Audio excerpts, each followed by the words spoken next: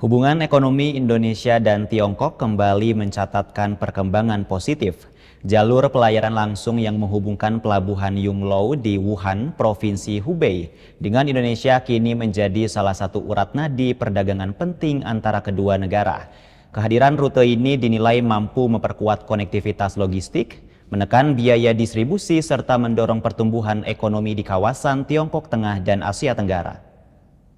Jalur pelayaran langsung antara pelabuhan yang luas di Wuhan dan Indonesia terus menunjukkan peran strategis dalam mendukung arus perdagangan bilateral.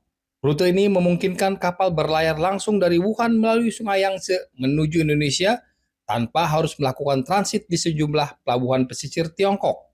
Menurut data terbaru, jumlah pelayaran pada rute Wuhan Indonesia telah melampaui 100 perjalanan pulang pergi.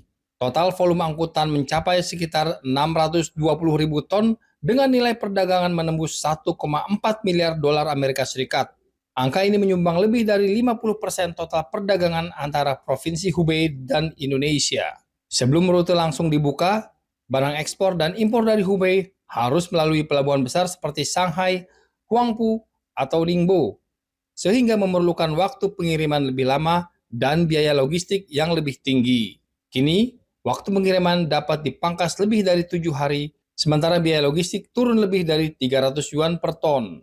Salah satu terobosan penting dalam pengembangan rute ini adalah dibukanya jalur langsung antara Pelabuhan Labota di Indonesia dan Pelabuhan Yangluo Wuhan pada akhir tahun 2024. Jalur tersebut menjadi layanan kapal internasional pertama di wilayah Tiongkok Tengah yang menghubungkan langsung sumber daya industri nikel di Indonesia dengan pusat industri energi baru di Hubei. Pemerintah Provinsi Hubei menilai kehadiran rute ini tidak hanya meningkatkan efisiensi logistik, tetapi juga memperkuat kerjasama industri, investasi, dan rantai pasok antara Tiongkok dan Indonesia.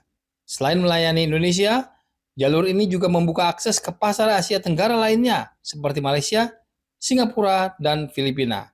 Pengamat menilai, penguatan konektivitas maritim ini akan menjadi faktor penting dalam meningkatkan daya saing perdagangan kawasan, sekaligus memperkuat hubungan ekonomi antara Indonesia dan Tiongkok di tengah dinamika perdagangan global. Tim Liputan, Eljon Media melaporkan.